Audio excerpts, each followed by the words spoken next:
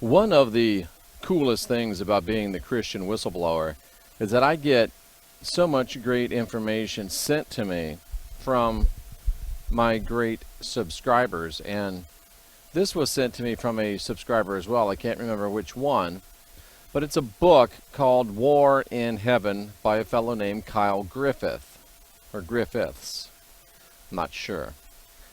And the book is out of print. You can't get it. And I was sent a PDF of it, and it's a fascinating book. It's a bit of a conundrum. I've read it now 3 or 4 times. And obviously I think it has some relevance, else we wouldn't be going through it on the Jeff Daugherty Show Christian Whistleblower NCK YouTube channel. So we are going to go through it because it does bring some great insights. I'm not sure yet if it's the truth, if it's a deception, or if it's somewhere in between. I think I know, but I'm not sure. I will say this. I will say there is at least some truth in it. I think there's some deception in it, not on Kyle's part, but on the part of the beings that gave him the book. Now, part of my problem with War in Heaven is it's a channeled book. And I do take a dim view on all channeled books. I take a dim view on all channeled revelations. I just don't like giving myself over and letting some entity take over and tell me what to write. I really don't.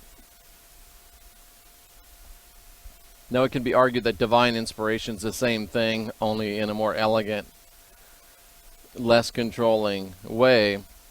And I guess that could be true. But I don't like channeled books. This is a channeled book.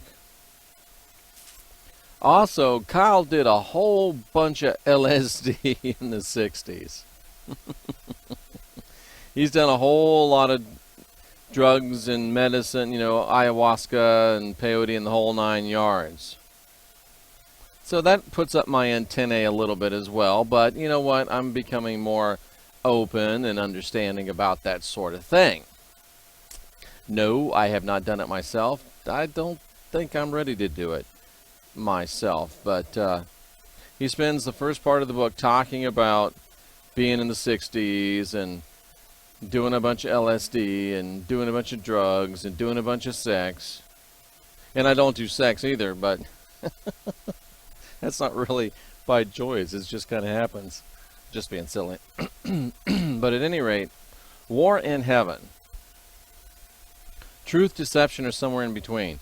The last show that we did about the astral realm, what is the astral plane, was really show number 1 in this series about the War in Heaven. And I think we're probably going to have 2 or 3, or maybe even 4 or 5 discussions of this book, because it's very, very interesting, and it brings up some very worthy ideas worthy of discussion. So what do you say we just dive in, huh? And I'm certainly open for your questions. I'm certainly open for your suggestions and your thoughts and comments about it. And again, you can't get the book in any bookstores. It's out of print. I don't know if Kyle is alive or dead. He would be somewhere in his probably late 60s, early 70s, where he's still alive, if he is still alive, and would like to talk about his work. Please contact me, Kyle, and we'll definitely put you on the air and we'll talk about it. But in Kyle's absence, let's just plow forward. Now, I've gone through this book, like I said, several times already. And there's a lot of things in it that I like. And here's one of the things. He points out, and this is consistent with my own experiences in the astral plane, that even though a lot of the spiritualism books, theosophy books, other forms of traditional Western occultism, they usually, including, no doubt, what I call the love and light New Agers. Of course, I probably borrowed that term from Dr. Andy Toltec, who we'll hear more from again. And Dr. Toltec, if you're out there, call me. You know, call me. You can call me, but email me or whatever. Most of them want to portray the astral realm as all unicorns and rainbows, an orderly, benign place presided over by benevolent deities and or advanced human spirits. My experience has shown something profoundly different, and Kyle's experience has shown him something profoundly different as well. It is a place of, not a place of benign gods. It's not a place of highly evolved spiritual beings. It's not a place of, again, rainbows and unicorns. There's a lot of suffering spirits up there. There's a lot of spirits that seem to be crazy. And there's a lot of spirits up there that just plain aren't doing very well. They're not happy. It's a place of great sorrow, great confusion, great pain. And if it is presided over by gods or highly evolved spiritual beings, as Kyle says here, they don't seem to be doing a very efficient job of helping the dead find stability or happiness in the astral realm. Thus, my going into the astral realm to help them. And the Christ did it, his disciples did it. And there's a reason why, because there's a lot of entities up there. Let's just say there's a lot of people, disembodied human spirits, that just are miserable. Their observance, the observable evidence is that it's an extremely harsh and unpleasant place to be, the astral realm. In spite of the fact that your love-and lighters are encouraging you to go there without the proper training, which is at the least stupid, at the most dangerous. So I would encourage you not to go until you're very, very well versed in it. I agree with Kyle here. He says that his personal communications with spirits tell him that the vast majority of the human race is not composed of high-level occultists capable of avoiding the evil spirits on the lower astral and going into a higher plane of existence. Ah, there's a key right there. I agree with him. Most of the people interested in this are nowhere near equipped to do it. They're not high-level occultists. They're looking for a shortcut. They're looking for a joyride. They're looking for some astral sex. They're looking for a good time. They're treating it like it's a parlor game. The astral plane is a place for high-level occultists capable of avoiding the evil spirits on the lower astral plane.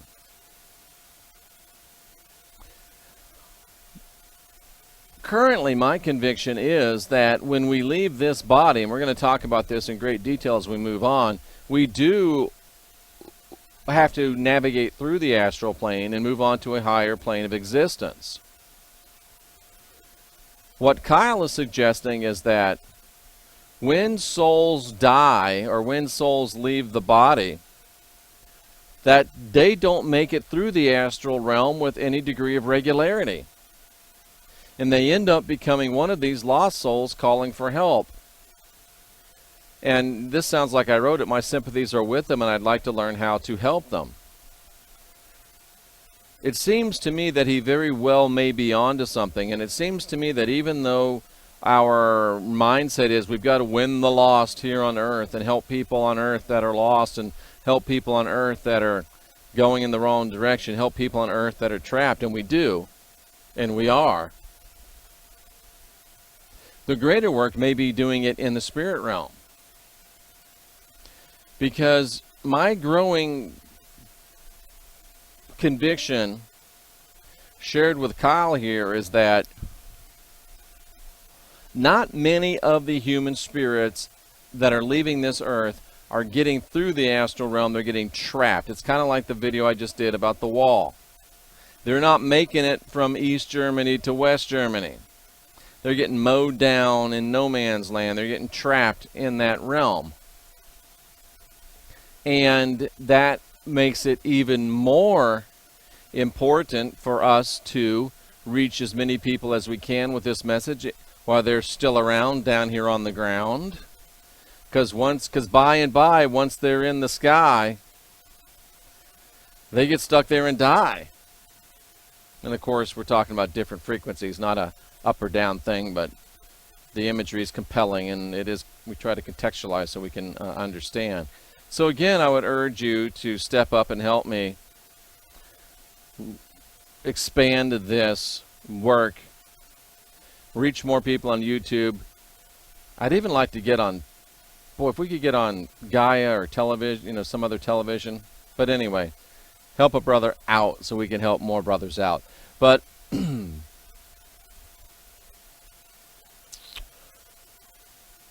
Kyle says, my actual opinion is that both traditional New Age occultists, with all the believers in organized religion as well, are deluding themselves with false optimism because they're afraid to recognize and fight evil. Wow, that's very well said. The love and lighters, oh no. Everything is unicorns. Everything is rainbows. Everything is flowers and ice cream and cookies. It's so nice there, and oh, they're just lovely, and it's very, very high energy, and we can't ever talk about anything negative. No, we don't talk about fighting. We don't talk about overcoming, and all we would ever do is just say, are you of the light? If they say yes, well, then we just accept them, which is probably the stupidest thing I've ever heard in my life. And that's saying something. Most of the New Age people are afraid to recognize and fight evil.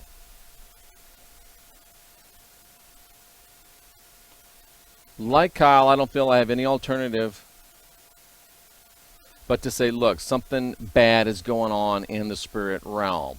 He believes, and I concur, I've never looked at it this way until reading this book, there is a literal war in heaven, a struggle to the death, to the eternal death, to the eternal dying, really, of two factions of disembodied spirits in the astral plane.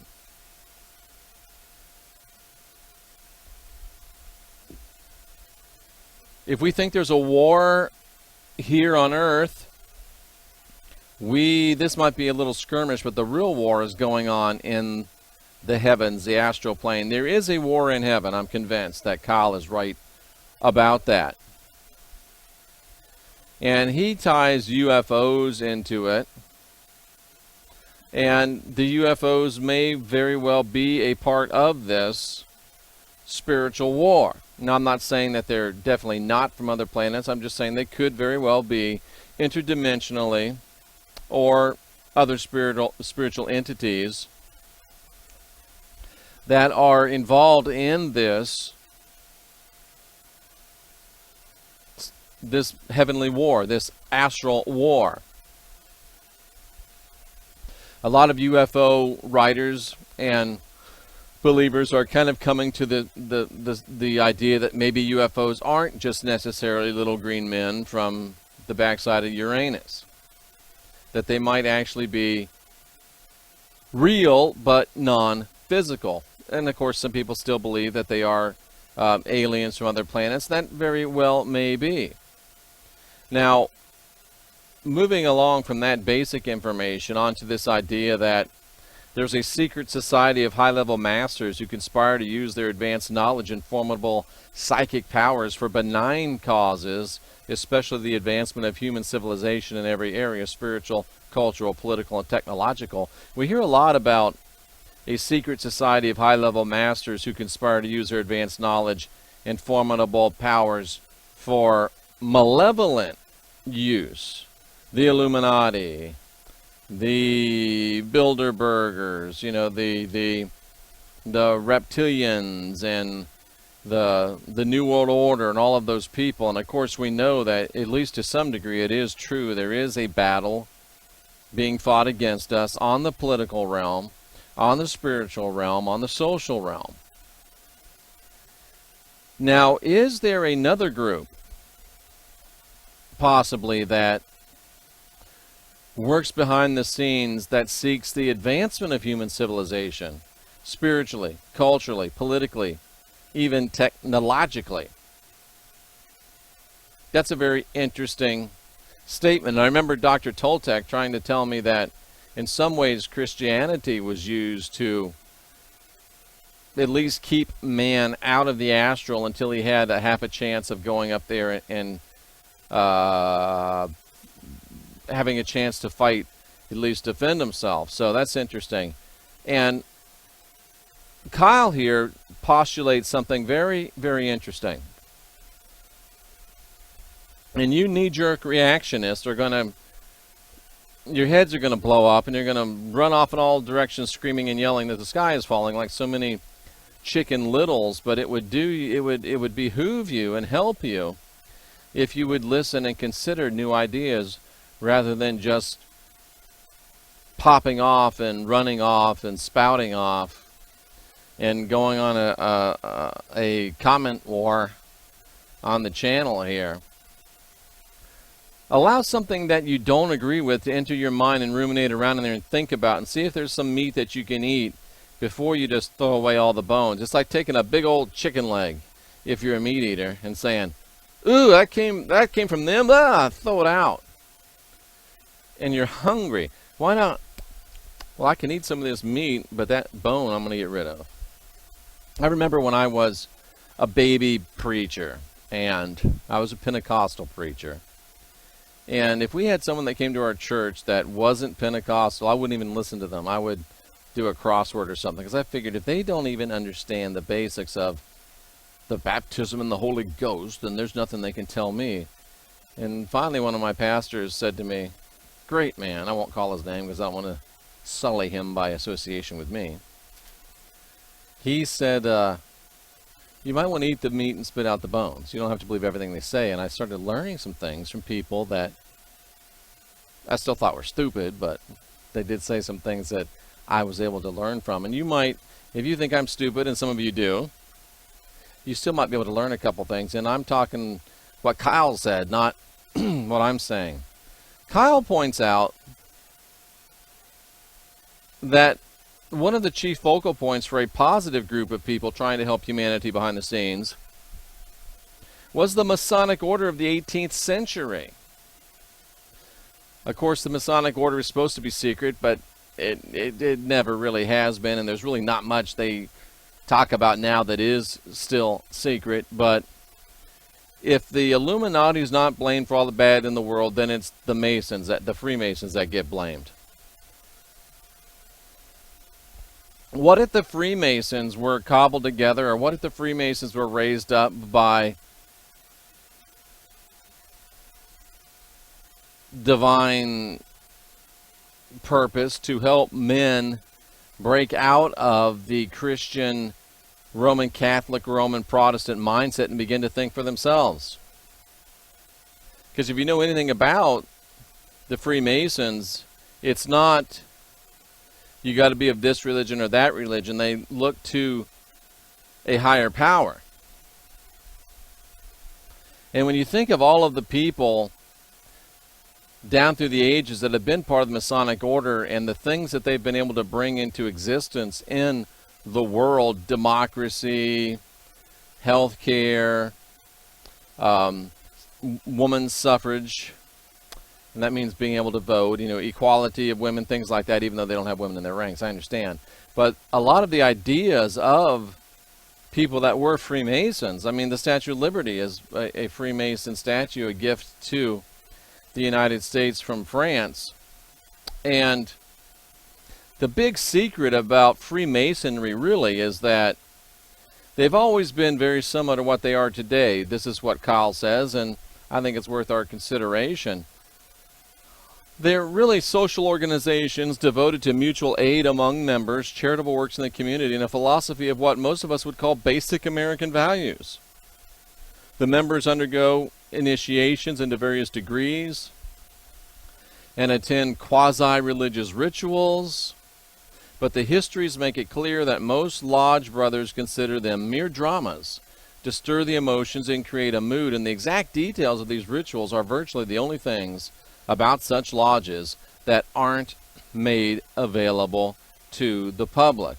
Freemasons, Rosicrucians, Golden Dawn, OTO, all the stuff that we're talking about. And Kyle presents a argument, or at least a suggestion that, and if you think about it, people that became Freemasons come out of that Roman Catholic, Roman Protestant idea. Most of them. That dogmatic, we're the only way, and our God's the only God. And many of them become much more open-minded. They become much more philanthropic. They become much more helpful. They become solid citizens. This is why Christianity is so hardcore against the Freemasons. Now, I know I'm going to get the emails about all the presidents and all this and that, and yeah, there's a lot of bad as well. There's a lot of what seems to be bad as well. But again, you can't argue the fact that the Freemasons helped create a place where people could break free of the mind matrix of Christianity.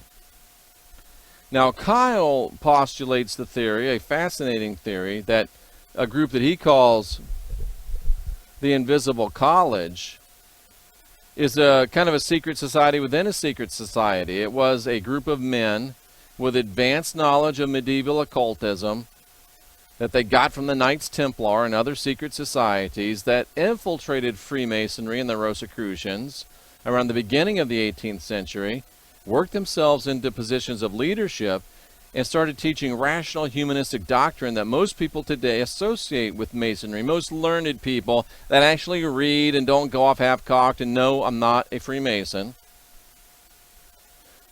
which is also the political and ethical philosophy that forms the basis for modern Western civilization. A modern Western civilization has a lot of ills, but it also has produced the, without a doubt, the highest state of human civilization to date, and in its best and basic forms produces the highest amount of freedom, produces the highest amount of self-determination, and even produces, I would argue, some of the best ideas of taking care of the planet and people. But the problem is, you know, it's like I believe Socrates said that democracy only works when you got as many people as you can see from the top of a hill. And you get into the United States, for example, and it's not even a democracy anymore. It's a representational republic.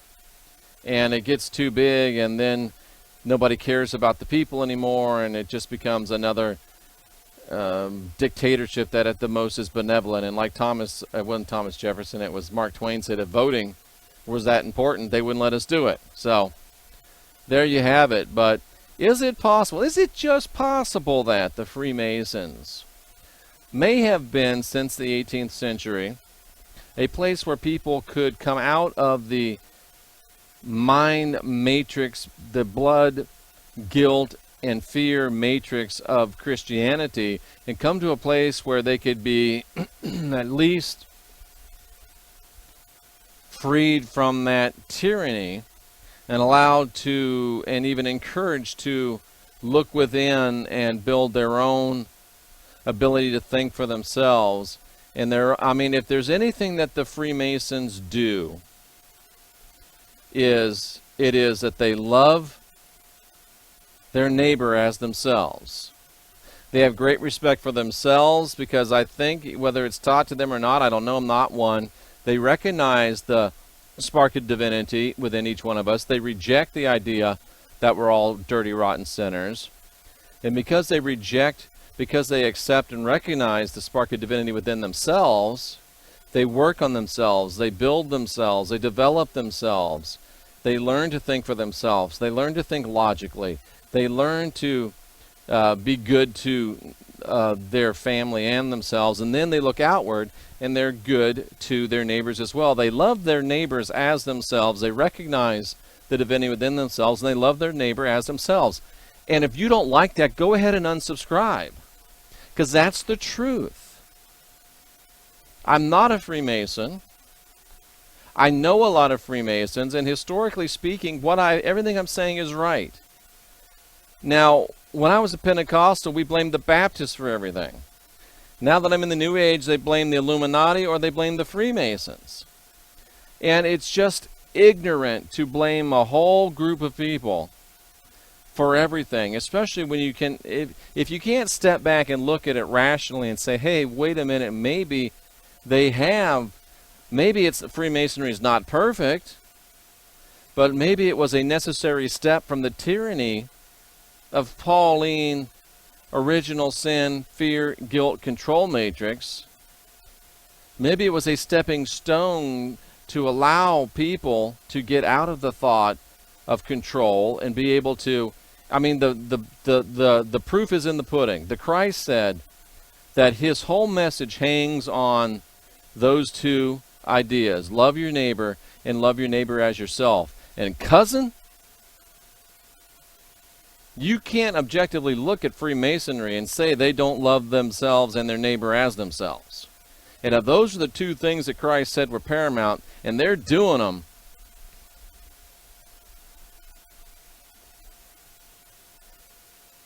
it's worth consideration. I am not a Freemason. I am an anthropological observer of history. And I'm pointing out to you facts and observations based on my 36 years of spiritual study. And Kyle's here. So it's definitely something worth considering. So he thinks that Masonry was used, and I agree, to help pull man out of the blood, guilt, fear, control matrix of Roman religion, be it Catholic or Protestant, and allow man to begin to think for himself and independently, and that even within the ranks of the Freemasons, there's this group he calls the Invisible College that has worked to bring the ideals to even higher places, rational humanistic doctrine that people that know anything about it associate with Masonry, and the political and ethical philosophy that forms the basis for true democracy, where you love yourself and your neighbor as yourself, and the government only does what it's told to do when it's told to do it. But anyway, it's a very interesting thought. And, you know, a lot of you are going to be upset by that, and that's okay.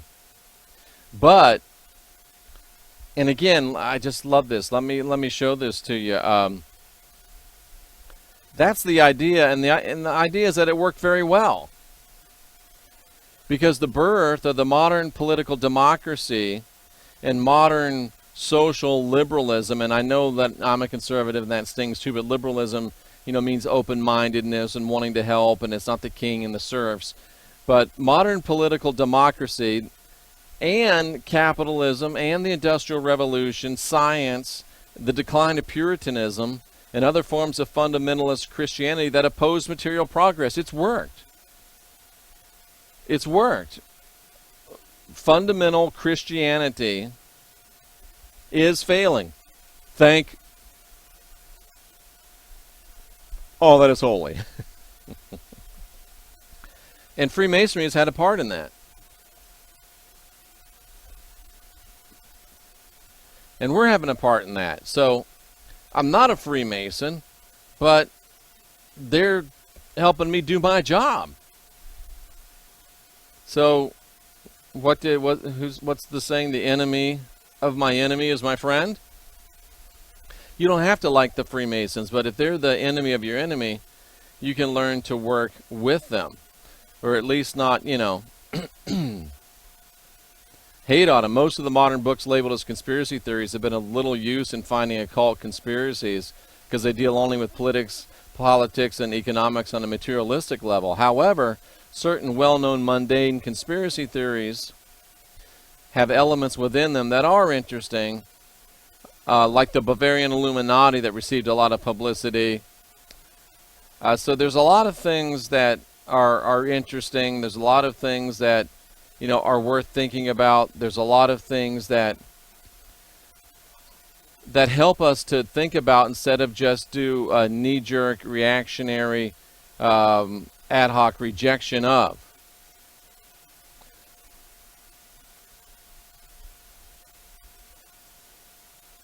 Now he's talking about where he's starting to get these channeled messages from what he calls benevolent entities.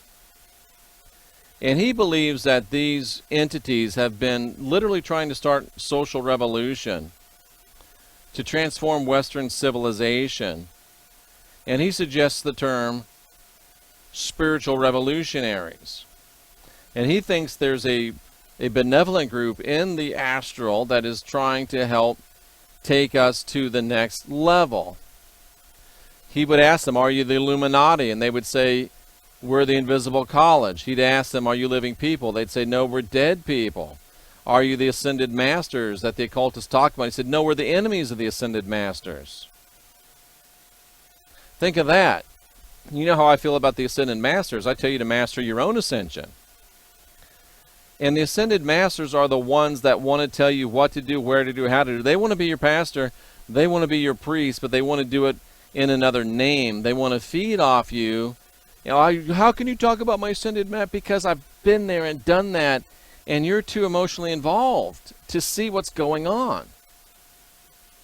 So I hope he's right that there is a group of beings within the astral realm, and it seems very common sense and likely to me that are in opposition to the Ascended Masters. They're trying to break those spirits that are trying to just vampirize us and fool us and keep us, again, from thinking for ourselves, doing our own spiritual work, and blazing our own spiritual trails. I say this all the time, but you come from a priest and a pastor doing everything they say, and you wind up with an Ascended Master and spirit guides doing everything they say, and you call that progress. You're still doing what someone else is telling you what to do. You're not using your own being, man. You have to learn to guide your own spirit. You have to learn to be your own guru. You have to learn to master your own ascension, or you're going to be somebody else's spiritual bitch forever. They're going to use you, feed off you, and suck you dry. And this is interesting. He asked them, are you from outer space? And they said, yes, but so are you. So are many people on this planet. And that's another thing, I haven't really studied much about, that we come from other planets, and there's a lot of us here that used to be from there, and, that's okay. That's a study for another day. And then he asks them, are you the gods? And they say, no, we're people just like you, or no, we are the enemies of the gods. Oh, man, I'm so glad that potentially there are some beings in the astral realm that are enemies of these beings that call themselves gods. The ones, again, that are trying to what? Get us to worship them, get us to obey them without question, get us to sign up for their soul farm. I'm excited to think that there is a group of beings up there that are fighting against the Ascended Masters, that are fighting against those beings that call themselves gods only to usurp and use and vampirize people. He says he asked these questions many different times. He gets many different answers. They're always short and to the point. Of course, he talks about being on LSD and doing all that 60s stuff. And he makes the interesting claim that during the whole LSD years, the whole 60 years, there really wasn't a leader, and that he thinks that they were being led from the astral realm by these folks. Very interesting. And he puts this forward. I don't agree with it, but I'll put it out there for your consumption. He says that part of taking LSD was reprogramming their minds. It was not only just about getting high, but it was changing their brain chemistry so they were able to think more for themselves. My explanation for he says when he talked to, well, let me just read it. I was persuaded to try the less controlled approach that everyone around me was using, just dropping acid. I had enough conscious control over my psychic powers to perceive directly that an outside agency was telepathically communicating with those people that took LSD and was reprogramming their minds. See, that bugs me. I have a real problem allowing an outside agency to reprogram my mind. I'd rather reprogram my own mind. And I have done it, and I am doing it. And I would encourage you not to let other outside agencies reprogram your mind. And you notice you got to put yourself in a state with some type of a drug. And we won't get back into the drug thing, but the thing that he found interesting was that of all the collective telepathic emanations from all of these thousands of people taking LSD, that they were messages like peace now, love everybody, even the pigs, expand your consciousness. He's also convinced that many of the lyrics of Dylan, the Beatles, Rolling Stones, Simon and Garfunkel were derived from LSD, and McCartney says as much in reference to the Beatles. So he's thinking that they got it from this benevolent astral source. I just don't like the idea of giving my mind to somebody else. I'm not going to do it. That's my story, and I'm sticking to it. But here's something, we'll probably close with this. He thought it was very interesting that what he was hearing was not what he would expect the collective thoughts of a bunch of stoned hippies to be. But they were simple, clear, and well-controlled messages. And one of those messages that they were receiving was, do your own thing, don't follow leaders, become a leader yourself. That sounds familiar, doesn't it? Do your own thing. Do your thing. You do you. Don't follow leaders. Become a leader yourself. Sounds an awful lot like be your own guru, doesn't it? Do your own thing sounds a lot like guide your own spirit, master your own ascension, doesn't it?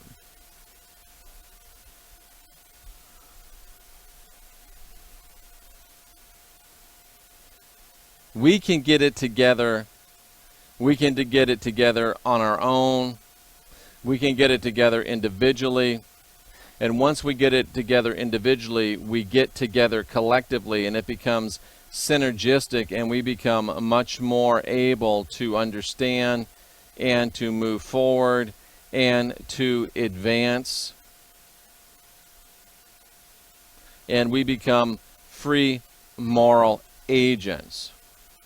We're going to stop there with this session.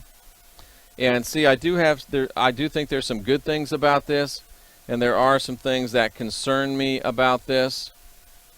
And we stopped on page, did we stop on page, we stopped on page 34. It's certainly a very interesting, what is the date today, the 25th? It's certainly a very interesting book, and he's certainly bringing up some very interesting thoughts and ideas. Excuse me. Work with me, folks. Expand your mind, expand your thoughts, expand your horizons. It'll do you good. And you've got to learn to eat the meat and spit out the bones. You've got to learn to unlearn. Because it's very easy to fool someone, but it's very hard to convince someone they've been fooled. And that's my job, is convincing you you've been fooled. And I think it's even harder to admit you've been fooled. It's easier to fool someone than it is to convince them they've been fooled, and it's very, very hard to admit you've been fooled. So I'm asking you to be a big boy. I'm asking you to be a big girl. And I'm not asking you to do anything I haven't done myself. Interesting stuff. War in Heaven by Kyle Griffith. Out of print. You can't get it. But there are PDFs floating around there for free $99. Is it truth? Is it deception? Is it somewhere in between? I answer with a heartfelt yes. I'm Jeffrey Daugherty, the Christian Whistleblower, encouraging you to think, encouraging you to Master your own spirit, guide your own spirit, be your own guru, master your own ascension, unwind your mind, unindoctrinate yourself, and be excellent to each other.